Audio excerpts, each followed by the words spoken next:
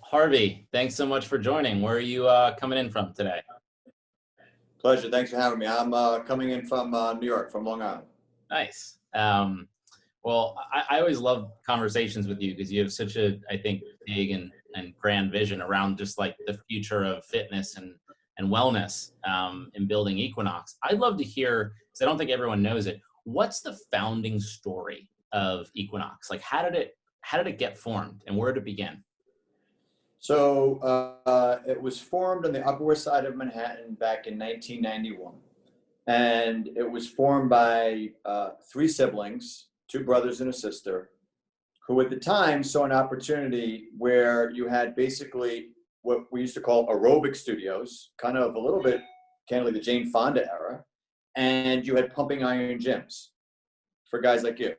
And so they saw an opportunity to bring the two together, but in a more experiential, well-designed, service-oriented type environment. And from there, it became the beginning of Equinox. So that was in 1991, so almost 30 years ago. And early on, it was small, and it was 8,000 square feet and completely oversubscribed. And so what the family did was they started, and you'll appreciate this from a real estate perspective, they started moving to the next building. So they would punch through the wall to the building to the north, and you can only do this in New York, punch through the wall to the building to the west, and ultimately cobbled together around 22,000 square feet over time and had what was the beginning of early success. I actually owned some sneaker stores in the city, and I was located right around the corner. So myself and the family got to know each other very well from going back to 1991. And they had early success, but they didn't really know where to go with it. And so in 1998, I saw an opportunity. I was involved in building and operating, really conceptualizing, developing, and operating Chelsea Piers. Saw an opportunity to take Equinox and build it into a national, ultimately a global lifestyle brand. And so I joined the family in 1998 and then led a buyout in 2000, and then started, growing nationally starting in 2001 when we first came to Pasadena in Los Angeles County.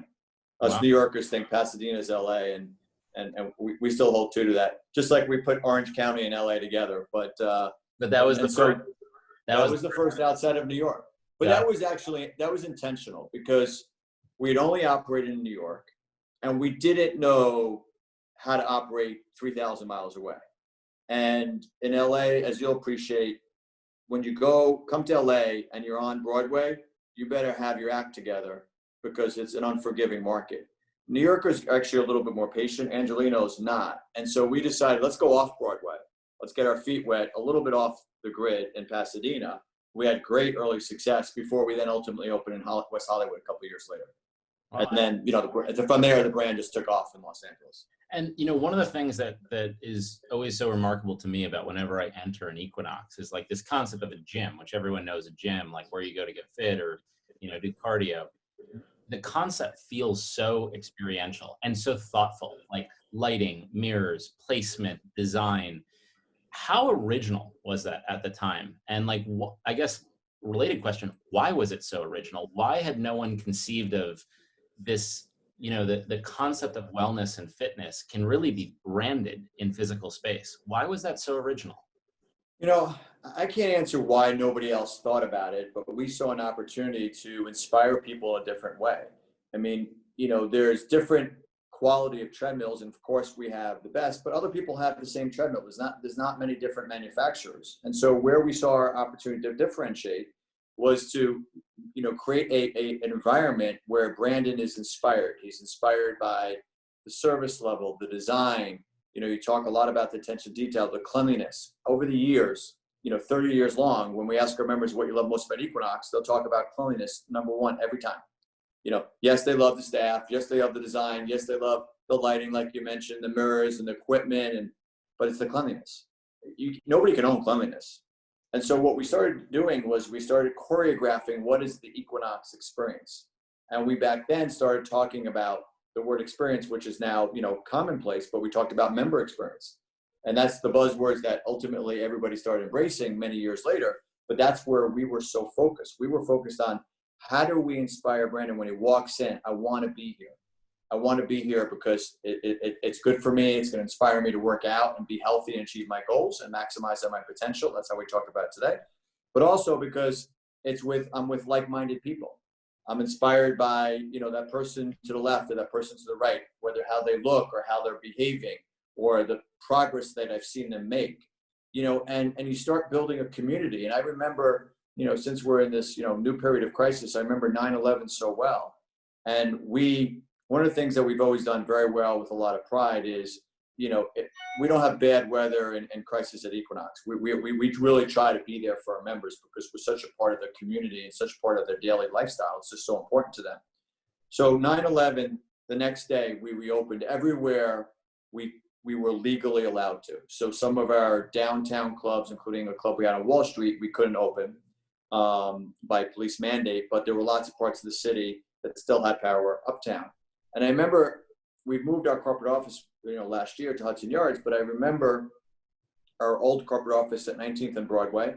I think you might have even been there, but at 19th and Broadway, where we opened our club in Flatiron District in 1993, I remember walking the club the next day, and you could see how the members that were in the club, how emotional it was for them to be and see, wow, there's Brandon. I don't know his name. I've never known his name, but for 2 years I've been running next to him on the treadmill.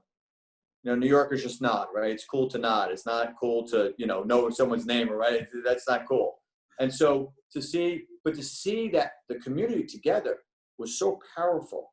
And so I think when you think about it, we've choreographed this experience to inspire that community, which, is a lot of the buzzwords now you hear today and what people are talking about going forward. But, we kind of led that conversation for many years in creating a lifestyle for people. And it's so interesting to think about that in the context of 9/11, like the power of continuing these daily rituals, these lifestyle rituals that we have, and how powerful and how profound that can be. And I do want to come back to that because you mentioned cleanliness, and that's a big point of intersection between the two. But I feel like Equinox has been so bold and so audacious in how it's kind of looked to expand beyond purely fitness, which is probably how most people think about it. And I'm curious how you think about the different components of that, because I know that you're very active investors in brands. Obviously, you now have a hotel, you've had spas in your gyms for a while, you host classes, you're now operating in a virtual environment. What is that grand vision? Like, how would you articulate that grand vision around what Equinox becomes? Look, I think right now we've become a portfolio of brands, right? Equinox, SoulCycle, Blink Fitness, Equinox Hotels now. We've got our digital offering, the doing business as Varus by Equinox, but the corporate, entity, Equinox Media, and that's a separate team. A lot of it's inspired around where we can leverage our brand equity and our competencies to satisfy, our appetite as entrepreneurs to grow. We just have a voracious appetite to grow. And it's really interesting because back in the late 1990s, when I first got involved in Equinox, and even into early 2000 period, trying to raise capital was difficult. And you would go to institutional sources and they would say, you're a gym. I know you're different, but you're still a gym, and I'm not giving you any money. I've been burned before. Right. And still to this day, it's very mom and pop, and there's not a lot of good financial success stories, unfortunately, which is part of the opportunity that we've had. So you had that. And then the real estate community, you said, you want to put what into my building? That's crazy. You're going to damage my building. I remember in San Francisco, we took over the old Pacific Coast Stock Exchange at the corner of Pine Street and Sansone. And that's a beautiful building, by the way. I've building out there. It's stunning with the bank vault door in the basement. Correct. It's amazing.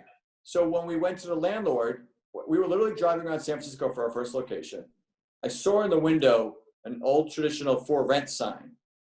And I said to our broker, what about that? He says, oh, you don't have a shot at that. And I said, get us in front of the landlord. The landlord didn't even want to take a meeting because you want to put what into my building? I've got this, amazing building that's, epic peaks of real estate. And you want to do what?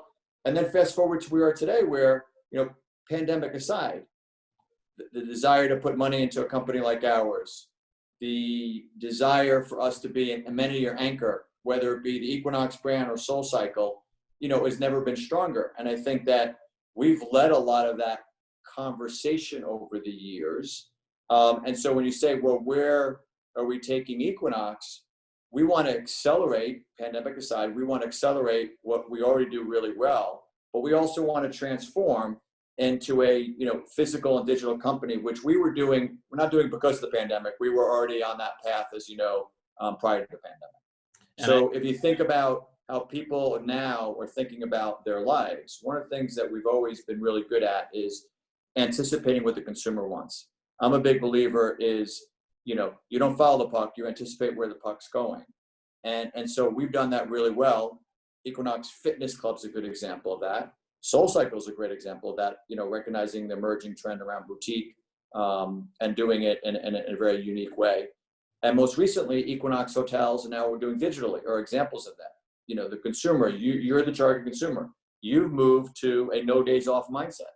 7 days a week, you're engaging in fitness not because I just want to look and feel good. It's part of my lifestyle. And part of getting, like, let's say, New York back open, which we're opening September 2nd.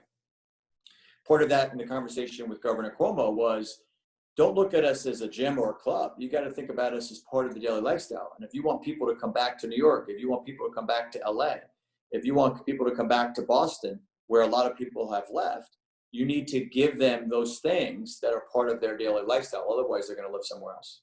And I think people are craving that, like, continuity around their habits. And, when you mentioned the San Francisco location, I think about also your Wall Street location, where, again, it's such an iconic building. You can almost see the old bank infrastructure built right into the asset.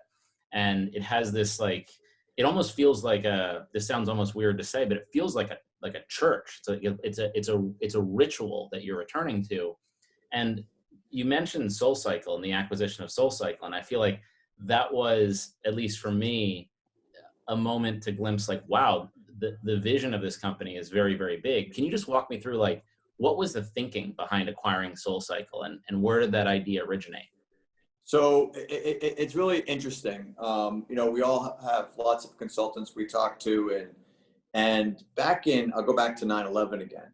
So 9/11 occurs, and if you think about a business like ours, if you were an investor or lender, you'd say this company's in trouble, right? We were New York centric at the time, heavily focused on the financial industry in terms of who our members were. Luxury positioned, discretionary category. No longer discretionary, but back then discretionary. That is not exactly a winning hand if you think about it, with high fixed costs, right? A lot of rent, big labor force. And so when 2008, this is the Great Recession. 2008 hits, October, Lehman goes down, or Lehman first, then Bear Stearns. Our team's looking at us like, what does this all mean? And we had a record year in 2008. So now you say, okay, 2009, what's going to happen? I remember walking into a board meeting in February of 2009, saying to our board, I don't know if we're going to be able to service our debt. This could be really bad. We'll just see what happens. And nobody believed me. Now, I was doing it because I wanted to buy our debt at a discount. I wasn't doing it because I believed it either. But nonetheless, 2009 was a flat year for us. So flat with minus 4% comps, if you think about it like a retailer. Flat with minus 4% comps compared to anybody in the retail sector was phenomenal, like off the charts performance, like heroic performance. So we started in the summer of 2009 saying a recession of this magnitude, just like you and I were talking before we started, creates a lot of opportunity. Adversity creates opportunity. You just got to find the opportunities, be disciplined about the opportunities. So we created ourselves one piece of paper that we still have in my office today, and one of these days I'll frame it, called the Spectrum of Growth Opportunities. And basically what we said is, what do we already do? What opportunities are out there? and how do we want to think about it? And we kind of scaled it to say, what's the bigger EBITDA opportunity? What's, got a lot of capital intensity? What's higher risk? What's lower risk? And coming out of that one pager, we said, we got a bunch of opportunities.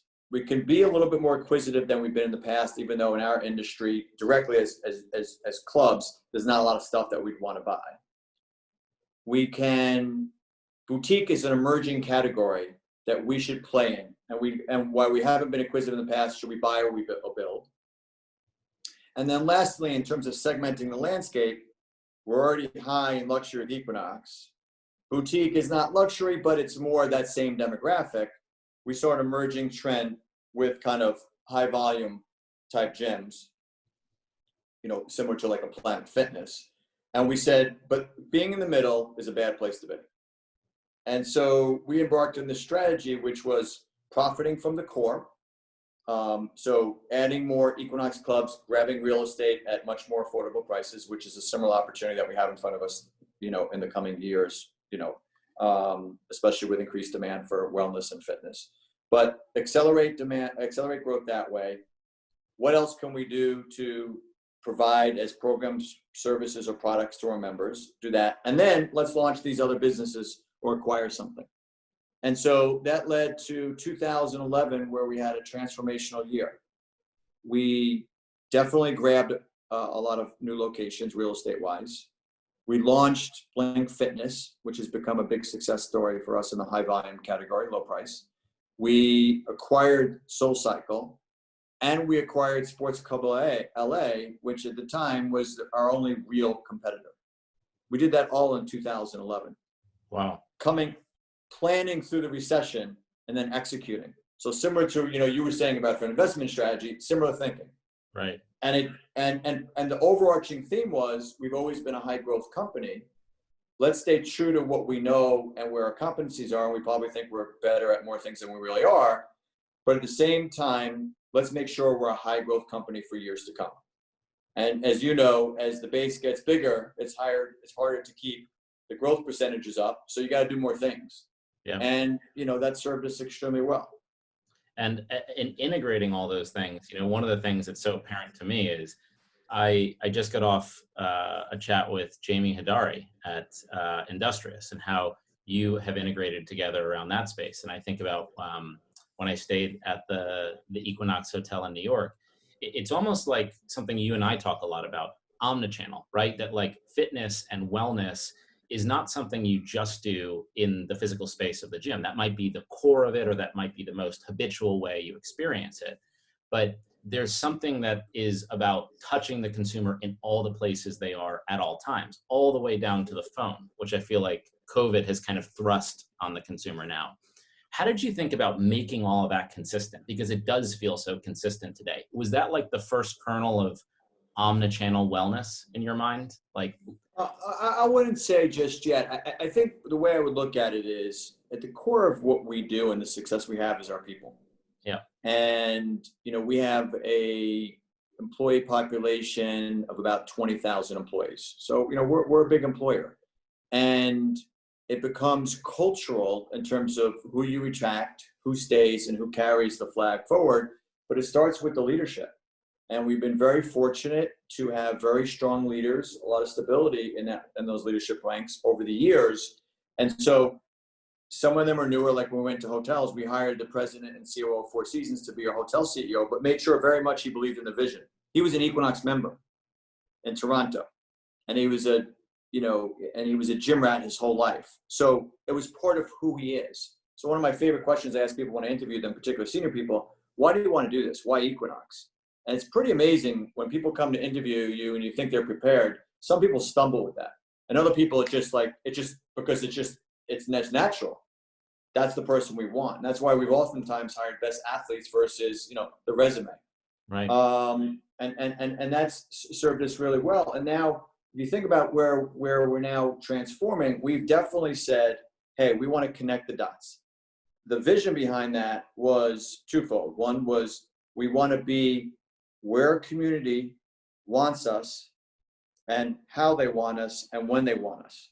So if Brennan is a avid Equinox member, when he travels, he doesn't want to disrupt his routine. It's actually even more amazing when you're on the road and you get your Equinox workout, not just some shitty, I don't know if I can use such bad language, workouts that you get at most. Subpar hotel gym. Correct. Thank you. Appreciate that. Clean me up. And so I think when you start thinking about that, people love. And so we saw that people were staying at hotels that were inferior so they can get their Equinox experience when on the road. So going back to what I was saying is you start seeing this community wants to move hotel. We created something called Equinox Explorer, which is our trips, right? And so we've got the network of clubs. And the more we built out the network, the more you see people moving around from location to location. But now if you start following and anticipating where the consumer's going, which we started about 1.5 years, about 2 years ago, we saw there was a little bit of a trend where because everybody had moved to no days off, yes, they wanted to do it when they travel, what have you, but sometimes it's not an Equinox club and there's not yet an Equinox hotel. And so now they want the digital complement. And so it's still the same theme, but now we're going to make it more easily available to you wherever you are and however you want it. And so if you want to stream an Equinox class, you better do it on your iPad, your phone, or our at-home bike, our SoulCycle at-home bike. But if you want to physically do it, but what's going to happen is in our world is, there's so much proliferation, and I'm sure you're looking at it from an investment perspective and all the digital fitness stuff. The fatigue is kicking in big time. There is definitely going to be a couple of winners out there, but the fatigue, and the reason why is people want their community and they want the connectivity. I'm not talking about digital connectivity. They want the connectivity. They want the expertise. They want the live experience. So I think what you're going to see, and I think this is where one of the ways we'll be a big winner, and once again, COVID is accelerating this, but we were anticipating this before, is the physical and digital in an omni way complementing each other, right, but making it seamless and frictionless for you to go back and forth. And that will take some time, but that's where it's headed. And it feels like when you said it's going to be too much, right? Just working out in isolation. I feel like, this experience of the pandemic has thrust everything into our homes, right? So children are getting educated in their homes. People are going to college in their homes. You're working from your home. You're, doing your fitness class in your home. And there's this loss of intimacy. There's this loss of ritual. There's this loss of place. And when you think about, what fitness looks like for the typical consumer in 2030, like, how do you think about the breakdown between space and what's that connectivity between space, that environment that you've curated to be around wellness and fitness, and what they're doing in their own homes? Do you think, as some people envision, you've seen, Mirror, right, got acquired by Lululemon, and you're seeing Peloton obviously grow very, very quickly. Do you think that there's an over rotation towards digital? Is that kind of what you're saying? Yeah, very much so. So I don't think digital is going to go away. So I don't want to suggest that. And there will be some winners, and Peloton clearly will be one of them. But I think what will happen is that the consumer is going to want the complement. It's just like what's happening in retail, right? I mean, the explosion of e-commerce to some extent is overstated. I think the stat is something like 12-14% last year e-com sales, and next year they think it's going to be 20-ish%, maybe 25%. That's a big double, but I mean 75% of sales are still coming physical. Right. And I think that that's going to be even more true in what we do. The 1% can have a fancy home gym, but most don't have that with all the bells and whistles. And to your point, it's an isolation. We want to be with other people. We're social creatures.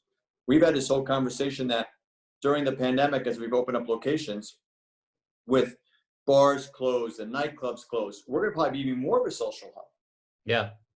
And you've talked a lot about that trend, obviously, in retail, right? That omnichannel trend, that as consumer choice has exploded, as consumers want so many different brands and products, the criticality of having that way to experience a brand and integrate yourself into that brand and understand that brand's ethos is even more important offline. That kind of like I was saying about your gyms, someone described omnichannel to me as if you think about a brand as a religion, every religion needs a church. It needs a physical place that has ritual to it, that has intimacy, that has touch and feel.